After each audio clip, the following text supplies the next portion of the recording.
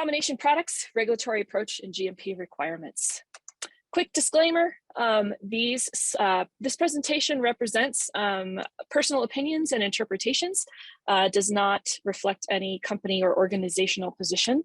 And a lot of the material we've taken today is sourced from various FDA presentations and other communications available to you in the public forum. Our topics today: introduction to combination product CGMP requirements, the classification of drug device combination products and CGMP requirements, best approach for development of these types of products, along with a few pitfalls here and there that we've seen in our experience in industry, risk management and control strategies, the new regulations applying for these products between the FDA guidances, as well as some of the new guidances and things coming out in European and Canadian markets, for example. And then we'll talk a little bit about labeling. Again, reminder, please do post questions in the Q&A box, and we'll either try to grab them as we go along, or we will answer them at the end. All right, so combination product GMPs, what does this look like? We should start by talking about what is a combination product so that we can make sure we're all on the same page from an applicability perspective. So it is defined as a product comprised of two or more types of medical products. So this could be drug and device, a drug and a biologic, or all three of these things together. The intent or the intended use of this product is based on the capabilities of two or more different product types to provide effective healthcare. It's important to note that the drugs and devices are still covered by the relevant individual regulations. So drugs are covered under 210-211, the medical devices are covered under CFR 820, or again, other markets outside the US, you would have the relevant regulations from both sides of the fence. And the constituent parts are how the regulations refer to the individual components that put together comprise the combination product. So for purposes of this presentation, we are talking about the combination of a drug and a device, a drug and a biologic, a device and a biologic, or all three of those things together. We are not today talking about combinations of multiple drugs together or multiple devices in use together. Those things, while could be called, a combination type product, those are not in the scope of the regulations that we're looking at today. So classification of these things and how that falls into the GMP framework. It's important to note that the articles in combination products retain their regulatory status as a drug, a device, a biologic, or a cell and tissue-based product. The finished combination products are subject to the CGMP requirements that are applicable to each constituent part. So as we talked about in the last section, the device is regulated under 820 or the QSRs, and the drug is regulated under 210-211. Combination products were subject to these requirements before 21 CFR Part 4 came into effect. And all of these things have to be considered together when you talk about regulations, submission procedures, pathway to market, and post-market safety requirements in most markets. So lots of applicable GMPs. Again, it gets pretty complex, but if you've got a good handle on the requirements for each constituent, you can then figure out what parts apply. So cross-labeled products, for example, constituent parts are sold separately, but perhaps those things are, sold together. So things like light-emitting devices, light-activated drugs, certain imaging devices and imaging agents, for example. The drug is not used by itself, it's used for the purposes of a scanning procedure. That would be cross-labeled. Co-packaged are where the constituent parts are packaged together. So first aid surgical kits or syringes pre-packaged with the drugs already inside, as opposed to sold separately, or they're packaged together to be sold as a kit. And then you also have single entity, where chemically or physically combined constituent parts, such as drug-eluting stents, pre-filled syringes, transdermal patches, et cetera, those things must comply to both drug and device, but there are ways to streamline. You don't have to have two completely separate quality systems to support those activities. All right, and a little bit more flowchart for you. Sumatha, did you want to speak to this a bit? Yes, Kelly, thank you for the kind introduction. So today I'll take you through with a combination product where the CGMP requirements are applicable. So as Kelly was mentioning about in the previous slide about the single entity, co-packaged products and cross-label products. So here you will see that what the specific applicable requirements would be when it comes to a single entity. So here the manufacturer has to make sure that the final rule is applicable, which talks about, especially for the combination products, where if it is a drug specific requirements, then 21 CFR 210 and 211 would be applicable. And also if it is a device, then obviously the 21 CFR 820 need to be applied for a single entity product. When it comes to the co-packaged, there are two different rules that can be applied. It depends on the type of the product that is being manufactured. So if it is a drug company, so where the 21 CFR, as we all know, that 21 CFR 210 and 211 would be applicable. But also one has to remember that the constituent parts which are specific from a medical device, then those requirements of the medical device will also be applicable, especially when it comes to a co-packaged products. So the same rule would apply for the device company when the 21 CFR 820 for the quality system regulations would be applicable. And some sections of the 21 CFR 211 and 210 from the drug specific, those requirements would be applicable for the constituent parts.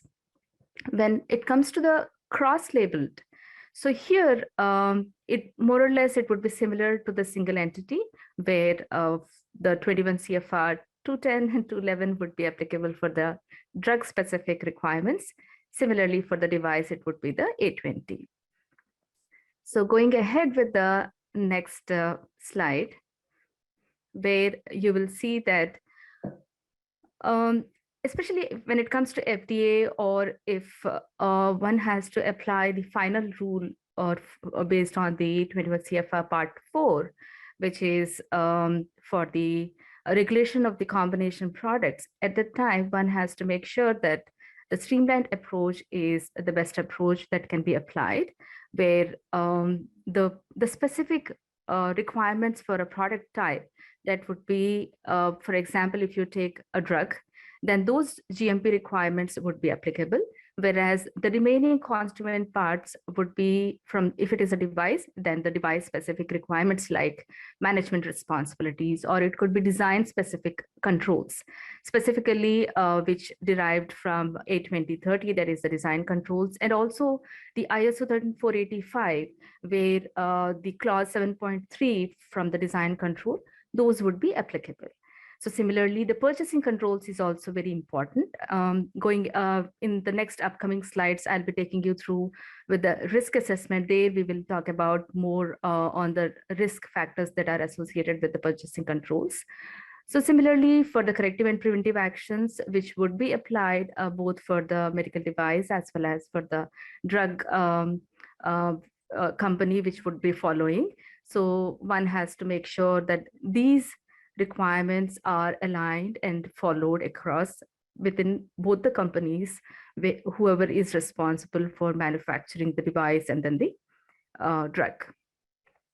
So there is another streamlined approach which I'll be talking about is the device. So if the manufacturer is a device company and if they are implementing all the quality system regulations when it comes to the 21, especially aligning with the 21 CFR 4 section 4, point 4, at that time, one has to make sure that they are also following the drug-specific requirements, which would be like, for example, the testing of the drug, or it could be the calculations which get into specifically when one applies all the required testing requirements, especially with the applicable regulations. Similarly, there would be stability testing that is required, and also the testing requirements, and specifically one has to make sure the reserved samples, how they are being followed in compliance with 21 CFR 211.170. And if we go ahead with the next slide, here you will see that the GMP requirements when it comes to the structured development process. So where for the pharmaceutical, it would be the ICH regulations that would be applicable. And similarly, if it is a device, then the device specific regulations, if it is for US based, the targeted market is US, then one has to follow the FDA regulations. So similarly, it also depends on the product where it is being distributed. Apart from this, ISO 13485 is the specific regulations for the medical device industries, so that need to be aligned with. And also, as I was mentioning about the design and development phase, that need to be aligned, complying with these two regulations if it is for US, and also for the other regulations as well.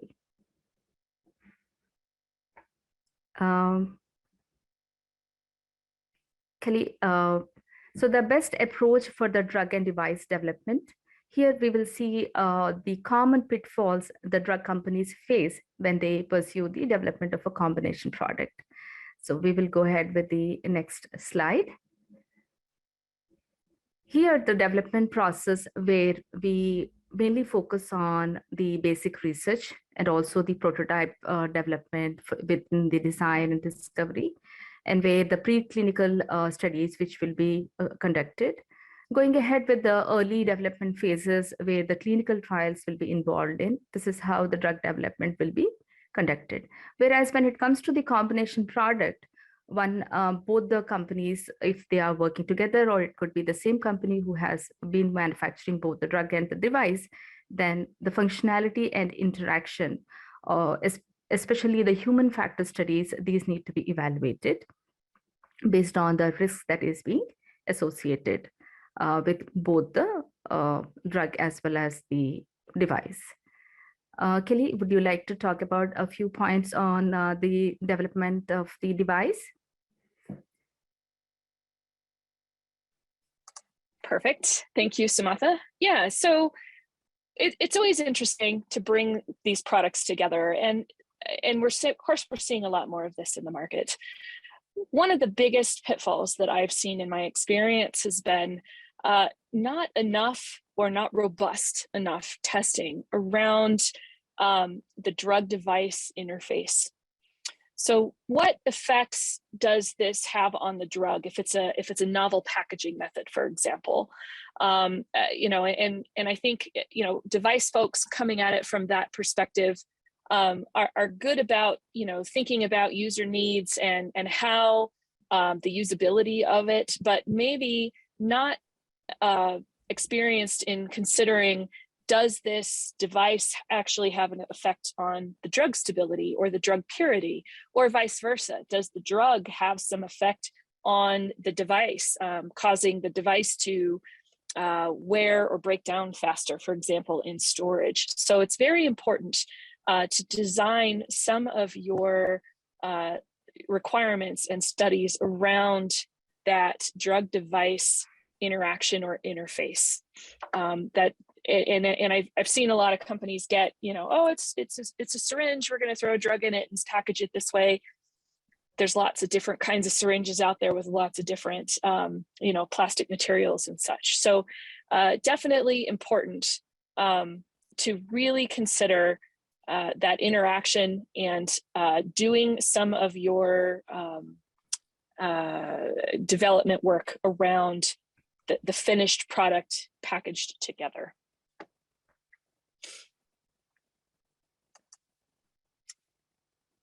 Thank you, Kelly. So here you will see that the design controls that help ensure a focus on the designing and the quality and incorporation of the relevant expertise during the device development process. So one has to make sure that the drug constituent part, which has involved in the product development activities, are related to its use in the combination product. So the design controls need to be in place for both the device as well as the drug, and one has to make sure that these requirements are being aligned and implemented across throughout the design control phase. Can we go ahead to the next slide, Kelly? Thank you. So here we see that the combination product considerations, specifically when do design controls start for a combination product. So we always see that when do we start, especially when it comes to a combination product. So here one has to make sure that the company commits to pursue a commercial product. For example, there should be a pre-submission plan, and that's how one has to identify all the specific requirements that are applicable for both the drug and the device, or it could be a biological product that is being involved in this combination product. So if that is the case, then the initiation of the design starts at a very early stage.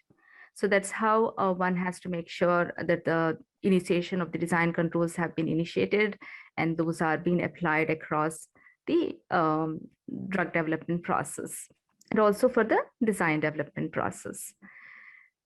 And drug CGMPs, so there are no provisions specific to product development, but however, one has to make sure that streamlined approach has been applied during this process.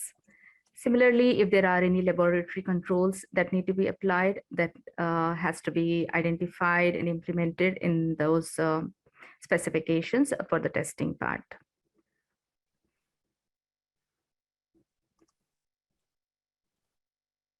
And here we will see that each combination product that requires a design history file. So when this design history file would be, one will be working on when the design specific requirements are being met, everything has been planned and then implemented for the design specific requirements. All the details will get into the design history files, and that's how the necessary design control elements are readily accessible. And also, if you can see that the actual design history file information may reside in various locations.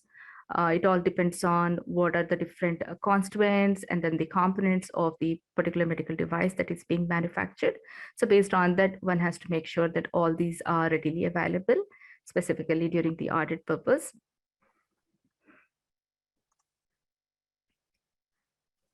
And the design changes for the combination product. This is very important.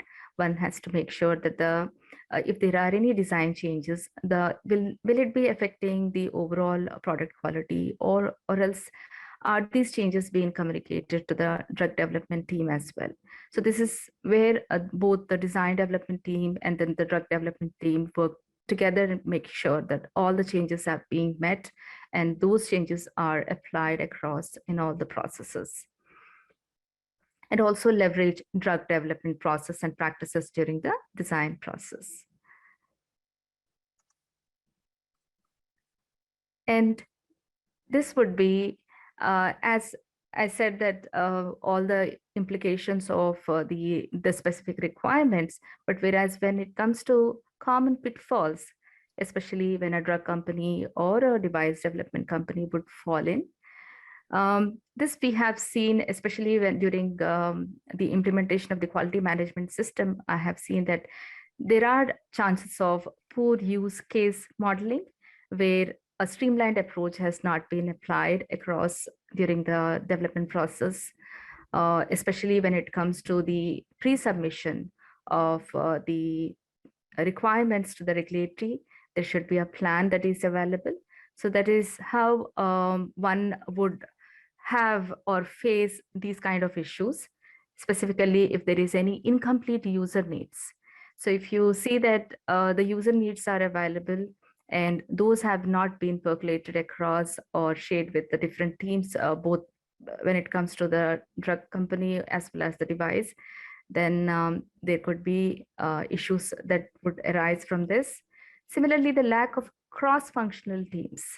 So as I was mentioning to you, if there are any design change requirements or changes has been done, those need to be immediately shared with the rest of the team members to make sure that everything is being aligned to meet the specific applicable requirements.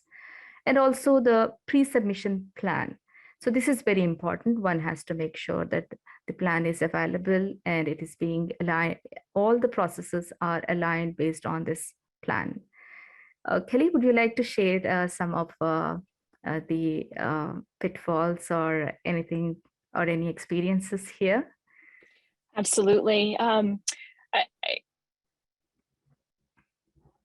The number of times I've been involved in this where the team has a desire to not do the pre-submission process.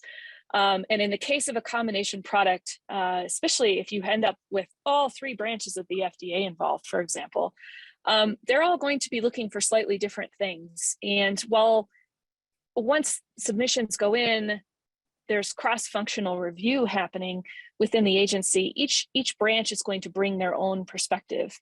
And so making sure that you have those conversations up front way early in development gives you an opportunity to ensure that you don't miss important steps as you're going through the development process, get all the way to the end, and now have your submission to the agency delayed or full on rejected because you missed something important.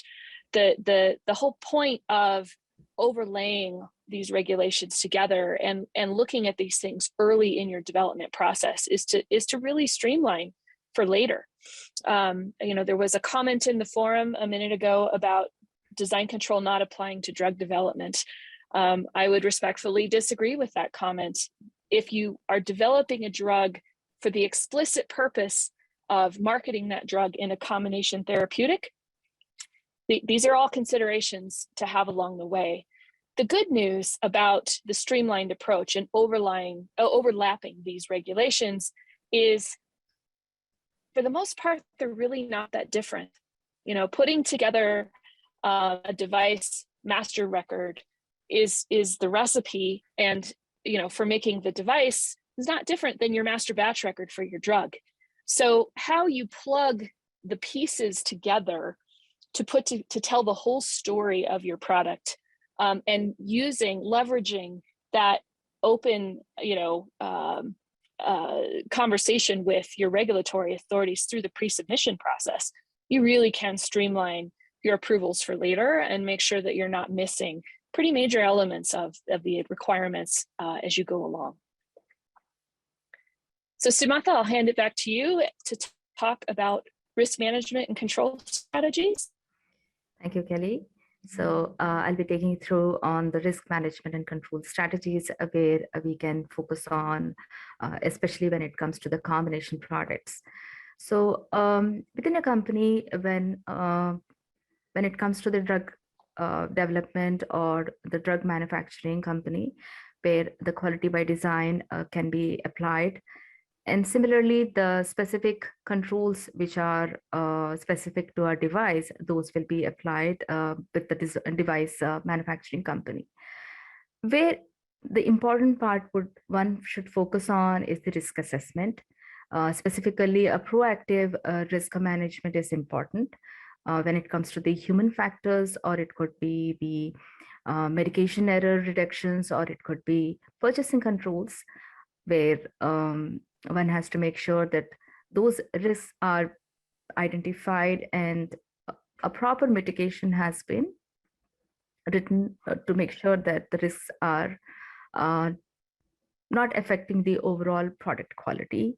And especially before pre-market or post-market risk assessments are also important.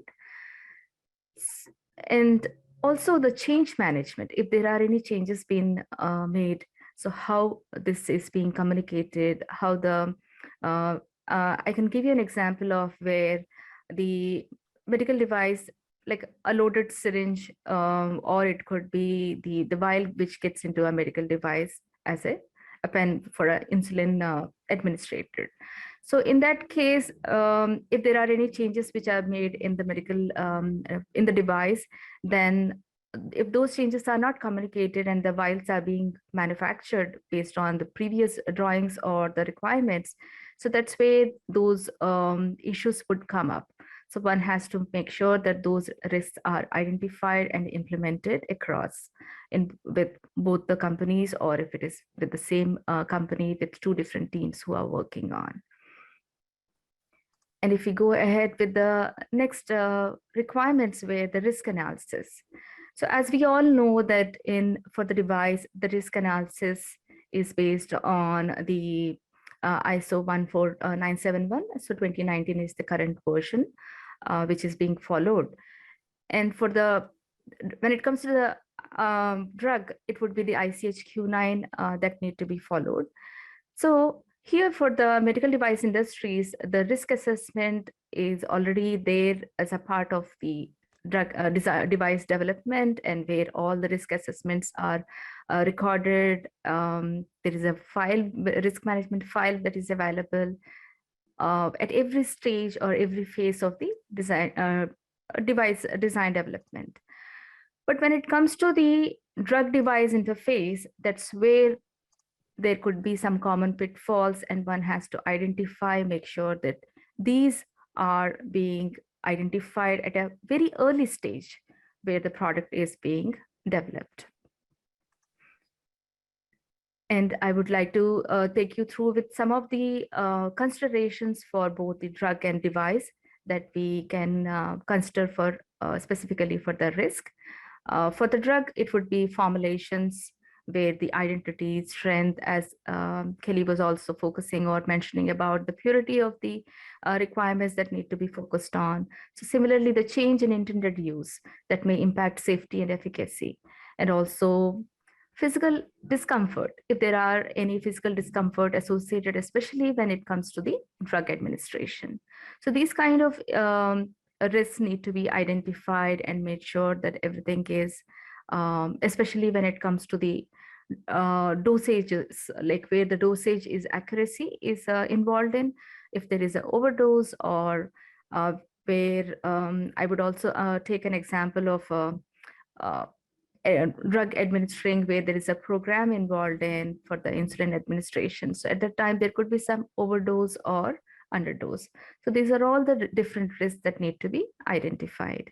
So similarly, for the device considerations, there could be product differentiations, or maybe some technological characteristics that are involved, especially for the intended route of administration.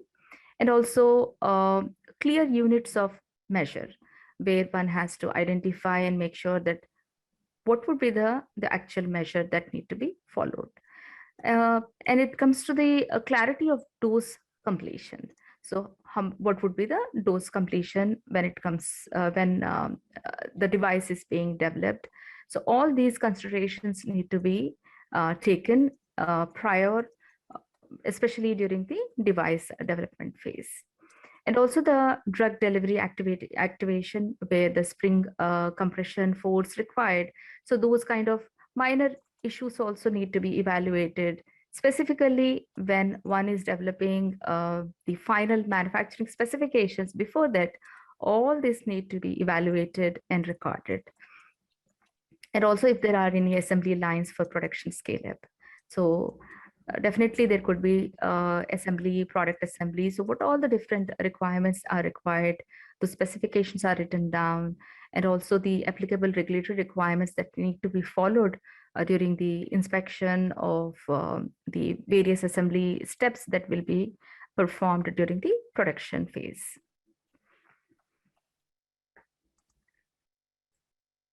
And here we see that the overview of a typical quality risk management process, where the risks should be considered during all aspects of the development.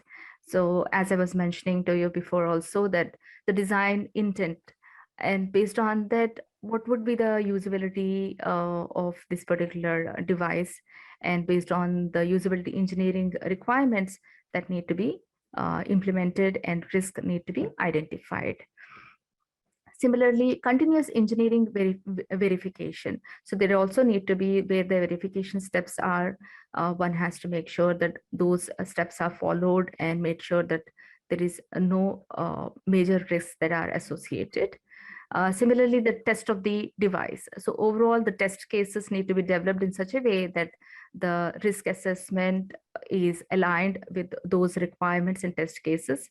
There could be like someone would come up with a few test cases in the verification, and they say that, yes, my design verification has been completed. But whereas in the risk assessment, you might have not covered the specific tests that need to be followed. So Kelly, would you like to share your thoughts on the risk assessment specifically when it comes to a device? Definitely, thank you. Excuse me. I think you touched there briefly on using appropriate sample sizing, and that's often a question I spend some time with our customers talking about. And there's a lot of good information out there on tying sample size to risk assessment and how you go about proving those things. Unfortunately, while there's a lot of good information, there isn't one specific formula that I'm aware of, because the guidances and the regulators expect you to determine that for your product. So it's important to really step back at a high level and look at risk management overall, always keeping in mind, what is your intended use? What is your label claim that you're trying to make here with this product? And starting from that place of really understanding what you intend your product to do, and then start diving into, okay, what could go wrong? Make sure you've assessed those things. And you don't have to get crazy. You know, this isn't 3 fault layer, like if this, then this, then this kinds of scenarios. Unless you have evidence to believe that something in that super complex scenario has actually happened in maybe a similar product on the market, or if you're developing a new device to deliver an already approved drug, that's also a really good place to start. Make sure that you've pulled that information into your entire process, and then tie that back, justify it, document those justifications. That's another place where I see things get missed. You know, the design team sits around in a room and has these conversations, but doesn't always write everything down. So sometimes it's hard to go back. You know, think about future you needing to understand why a decision was made way back in your early development. I think sometimes the research guys are hesitant to write those things down. They don't seem important. But as someone who has spent many years on the commercial side of the fence, trying to, you know, deal with issues that come up in the field, I have found myself often going clear back into R&D notes, trying to find more data or more information around those sort of one-off, you know, failures or use cases that happen. So making sure all of that stuff makes it into your risk management files, and you have taken a stance on, this is what we believe the risks are, and this therefore justifies the sample sizes that we did during testing, and whether or not you need to test that device to the point of failure. That's another place where I think things get missed.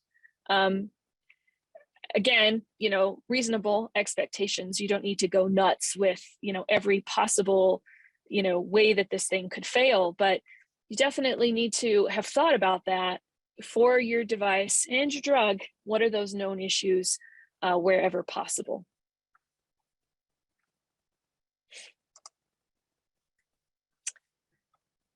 All right, so on the control strategies side of things and how to address some of those things that we've been talking about, you know, going through your whole risk management program, making sure that you've identified those risks. What are you going to do to address them?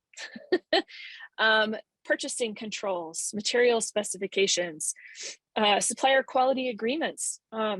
in the scenario where you're dealing with outsourced manufacturers, especially on the drug side, the requirements around quality agreements and contract manufacturing arrangements, that's changed more recently on the drug side of the fence than it was, in device. We've been doing those kinds of things for years.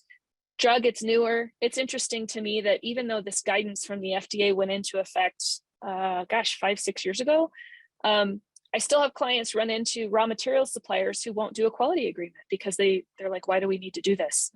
Because it's the guidance, the agency expects it of us.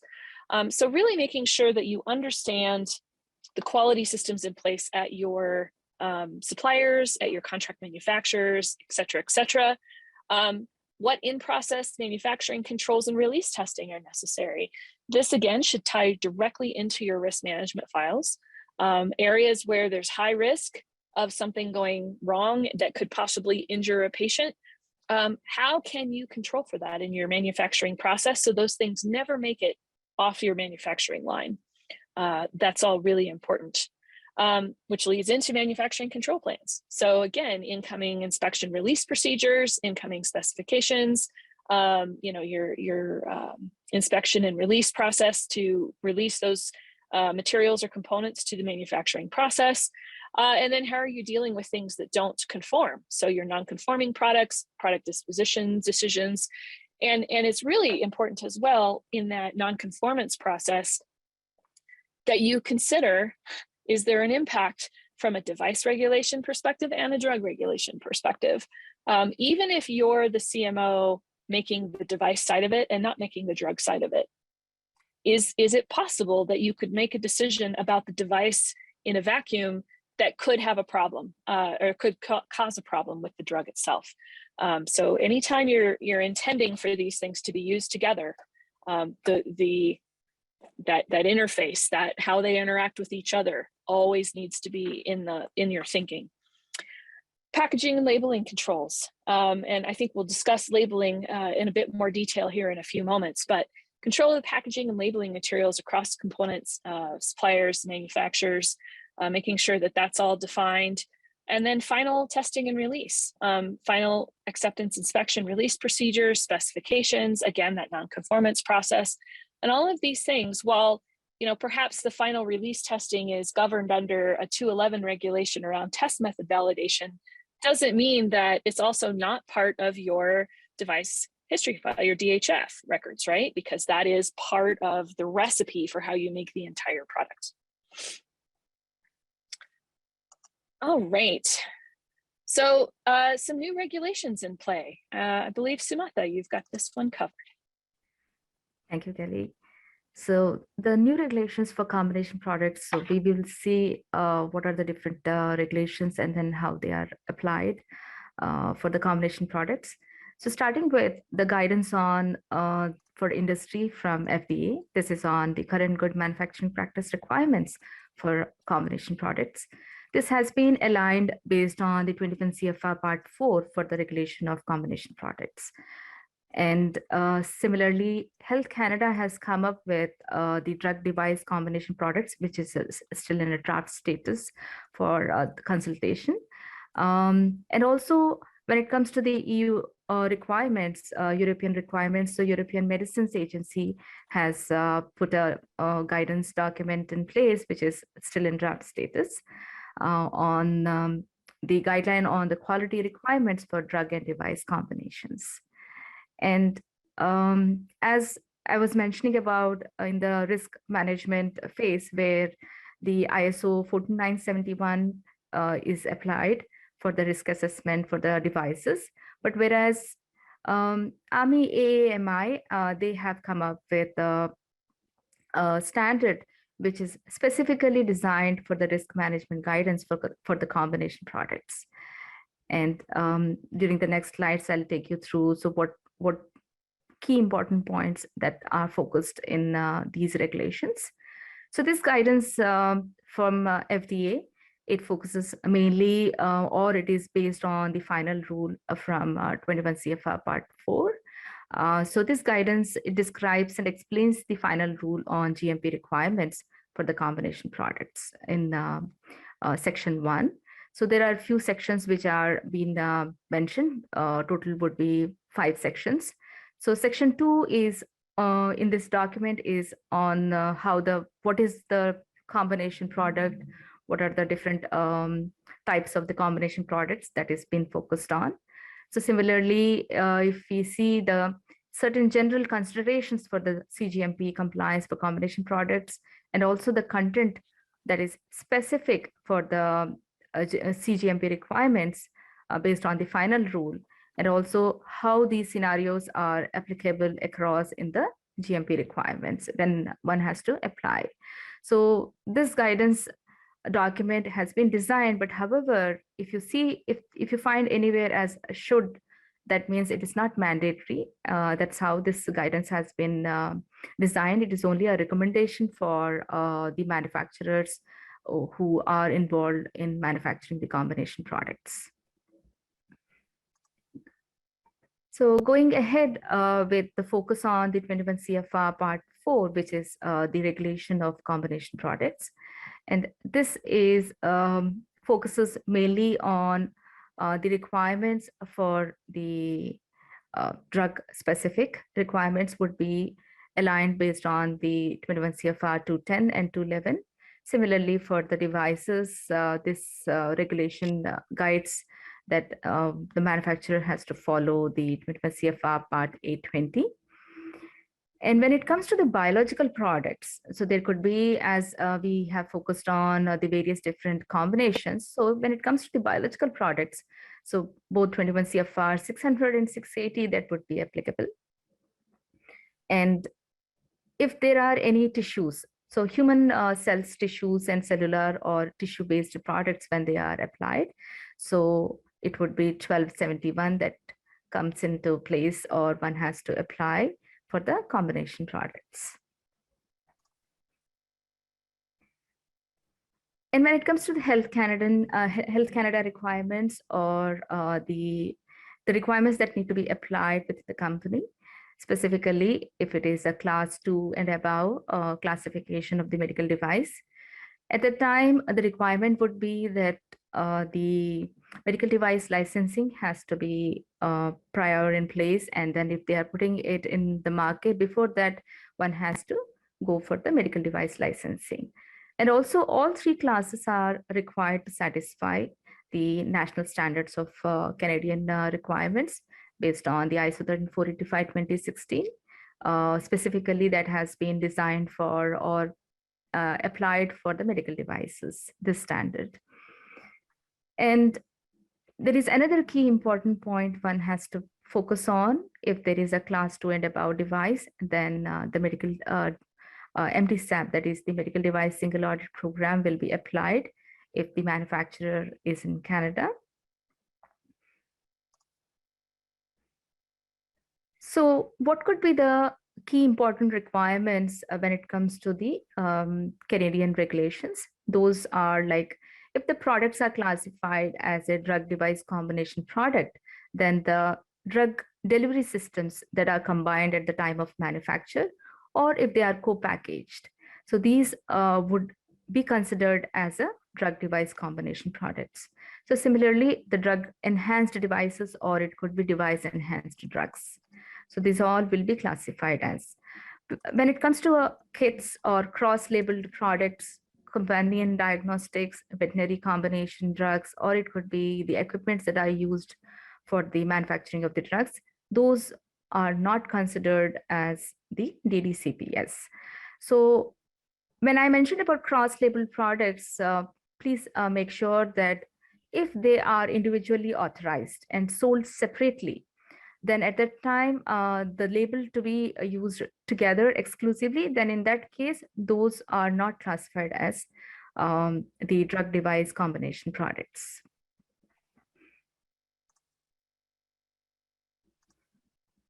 And here, when it comes to the European Medicines Agency, so they have come up with a draft guideline, which more or less focuses mainly on the integral drug device combinations. and also the EU requirements, the new requirements from EU MDR. Those are aligned based on the Article 1 and Article 9 paragraphs from the Article 1. So non-integral drug device combination products that are two or more separate components are available. And in that case, they are being classified similarly, something similar to the Health Canadian regulations, Health Canada regulations. And the following are out of scope would be if there are any combined requirements from the active substance or from the formulation, or it could be veterinarian drugs that has been manufactured, or in vitro diagnostic devices. These are not considered as a combination products. So the risk assessment, when it comes to what guidance or guidelines need to be followed, at the time, it's always made clear that ISO 14971 would be applicable when it comes to our device regulations need to be applied. But whereas this AAMI is the technical information report that has been released recently in 2020. So here, the specific important requirement would be that they recommend if the manufacturers are following the risk assessment, how the approach need to be followed across during the development of this combination products. That is focused mainly in this particular technical information report. So that's how one can apply both the ISO 14971 as well as the AAMI requirements. Going ahead with the labeling requirements. So how the labeling requirements would be applicable. And if you see the primary component of the combination products, it would be that the general labeling requirements which are applicable both for the drug and then the medical device. But whereas when it comes to the actual European regulations, one has to make sure or should not get confused is the CE mark. So because for a device that has a CE mark, the CE mark may be included on the device itself, but it should not be labeled on the drug or the combination product, overall combination product. So that is very important. One has to make sure that that is being complied with. And also the outer packaging and then the package leaflet may not only include symbols or pictograms if necessary. So that need to be made sure specifically for the European regulations when the manufacturer is complying or planning to distribute the product in Europe. All right, I think we have reached the end of our presentation. I do see a new question in the chat. We've been trying to answer them as we go along, but Sumatha, I think you might know the answer to this one. Do I understand correctly that the IVD drug products, for example, companion diagnostics, are considered combination products in the US, but not combination products in Canada or EU?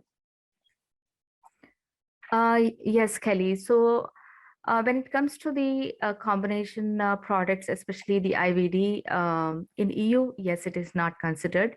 But whereas even in US, if it is a kit, then it may not be applied. But if it is IVD, yes, those requirements need to be made sure. It all depends on the regulations or the product constituent parts which are involved in. Based on that, those regulations will be applied. Thank you. Are there any other questions? Please feel free to put those into the Q&A box.